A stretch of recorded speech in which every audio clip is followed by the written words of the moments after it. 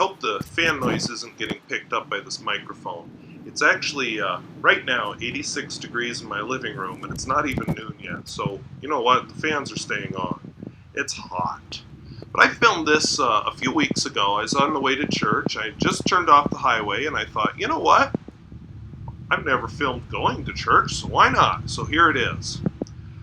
As far as the topic this time, I need about a 17-minute topic, and I've already wasted 30 seconds of it.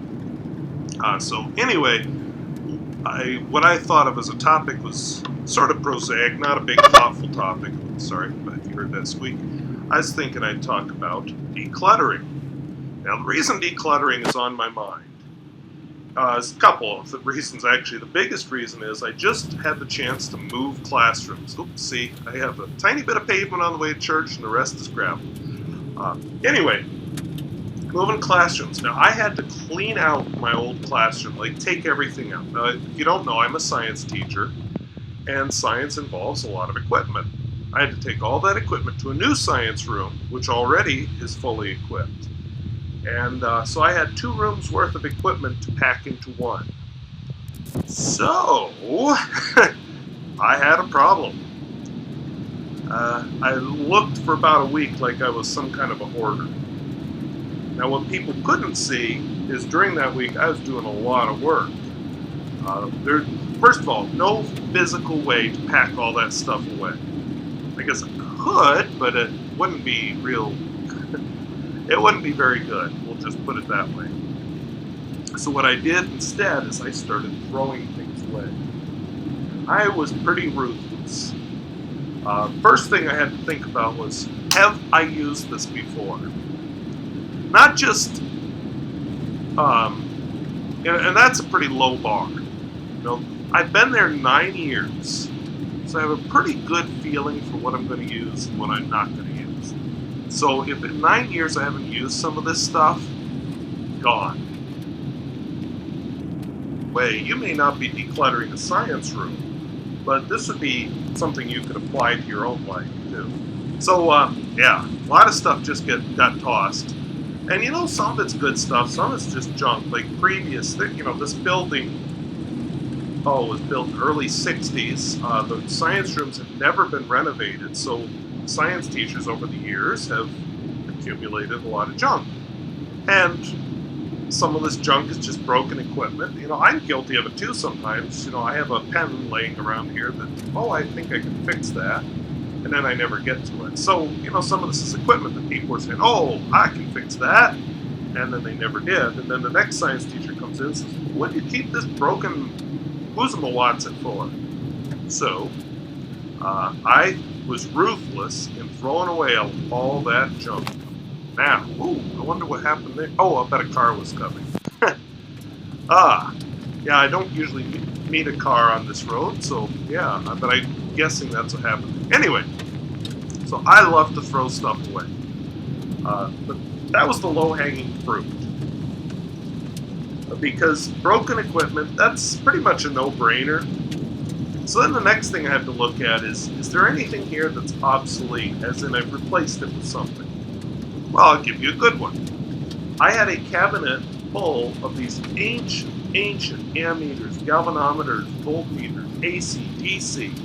And it was a big cabinet. I mean, it wasn't just a little, they looked cool, but it wasn't just a little bit of space.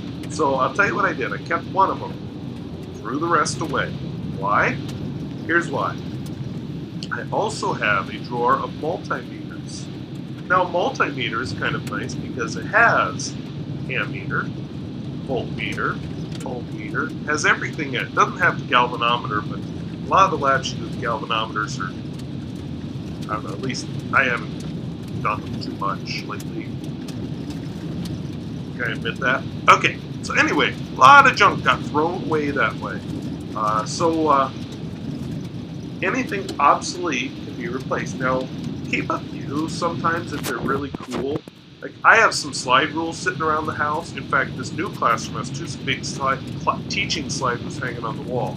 Not getting rid of them. They're cool.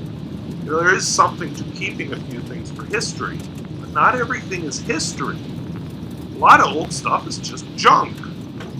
So, yeah, I have slide rules sitting around the house, and around the classroom, but not a lot of them. Yeah, so if it's obsolete, it can go. The new stuff does the job probably better. If the old stuff does the job better, we'll get rid of the new stuff. That's easy. All right, so I threw away a lot of junk that was obsolete. So again, that was low-hanging fruit. I'm getting a little higher on the branches, but still pretty low-hanging fruit.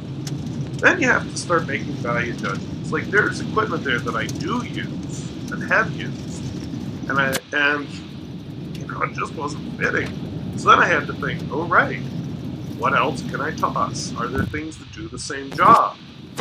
Are there things that maybe I don't need to do? Or maybe some of this stuff is stuff that I will use, but think I will use and really won't ever use. So it was starting to get tougher. A couple labs, take up a lot of space for exactly one demonstration. Some of that's kind of expensive, but again, I had 2 rooms to fit into one.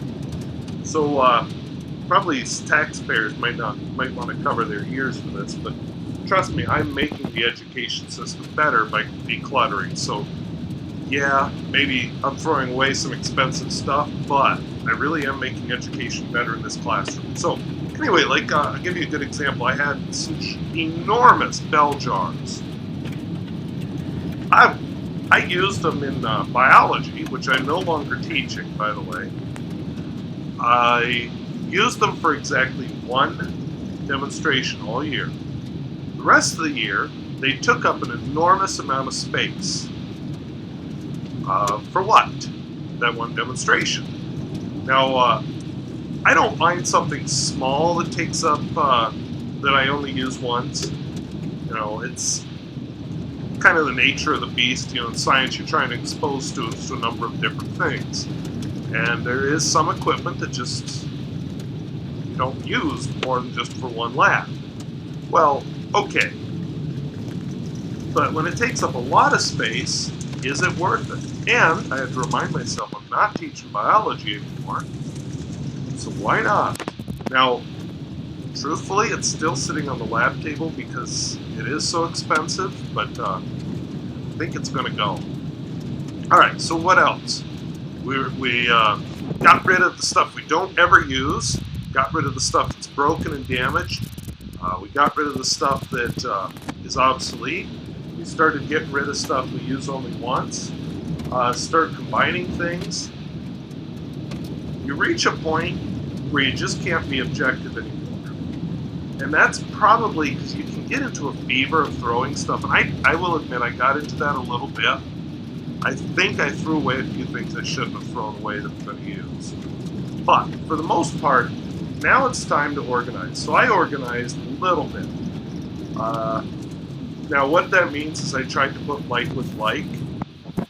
But I'm going to be able to organize better after I get used to the room. So, put things away, try and put them away in an organized way, try and have everything visible, which is another reason to declutter. If you can't see it, you're not going to use it. I found a few interesting things in there that I thought, hey, wish I would have known this was here 10 years or 9 years ago when I started working at this school. So, yeah, they're going to get used now. But anyway, it has to be visible for you to use it. And that's part of the joy of decluttering. I think my students are actually going to be able to do more labs, more things that are hands-on now, just because I can see everything I have now. And it's not spread among 2 different rooms. So big change there. Okay, so that's a reason to declutter. Organizing now, after you get it organized, work with it for a while. And I think what you're going to find is there's an awful lot of stuff there that you will throw away later. I did this in my old room. I was there 9 years, and over those 9 years, I threw away a lot of stuff. And even in my last year in that room, I threw away a lot of stuff. It just sometimes takes that perspective of time to throw things away. The other thing I discovered is yeah, I might have a good idea for organization, but it's better to let that organization kind of evolve.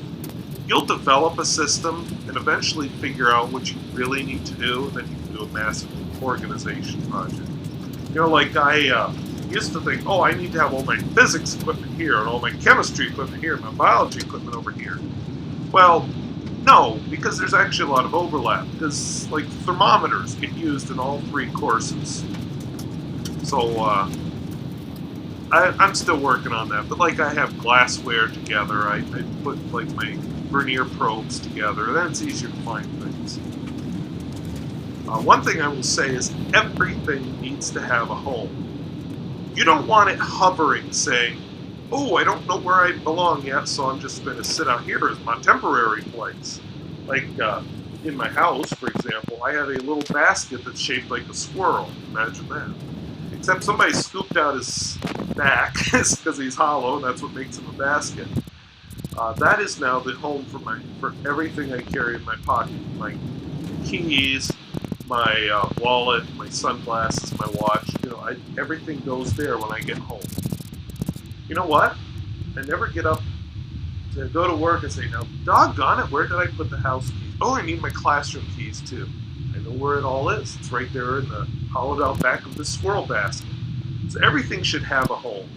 So even in the drawers, now I'm not to this level yet, I'm still working on it because I need boxes. But I've been putting in some cardboard boxes just to hold things. Like I have a box holding pulleys. I have a box holding spring scales, and it's within the drawer. But that way, everything has a home. Now, if it's out being used, of course, it's out of its house. That's perfectly okay. But then, when you're done with it, you put it back in its home. Now, some things it's silly to do a cardboard box. Like I have my beakers sitting out on shelves. That's where they're going to stay. But that shelf is that beaker's home, and that shelf is closed up in a cabinet, not out in a working area. I have a printer out in the working area, but these classrooms just the 1960s were not designed for computer equipment, so whatever, it's going to have to work. But overall, working areas need to be clear. Everything else needs to be in its home unless you're using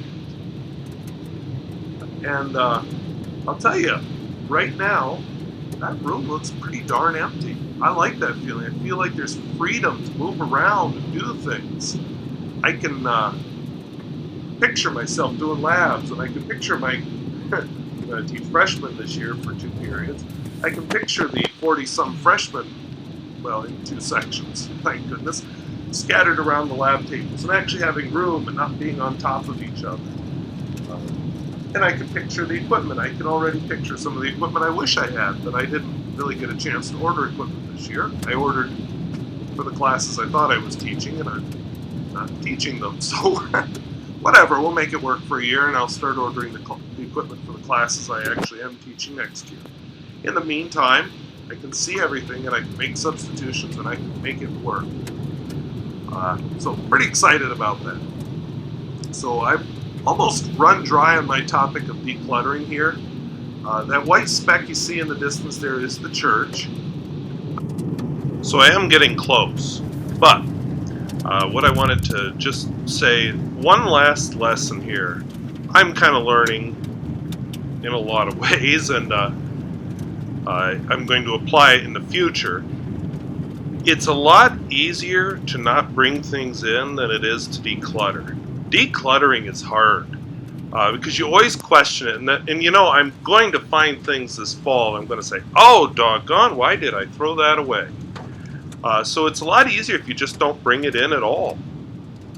So, when you purge successfully, any future purchases, you have to stop and think, am I going to use this? Yeah, the car that's ahead of me came, and again, I didn't want to have a problem.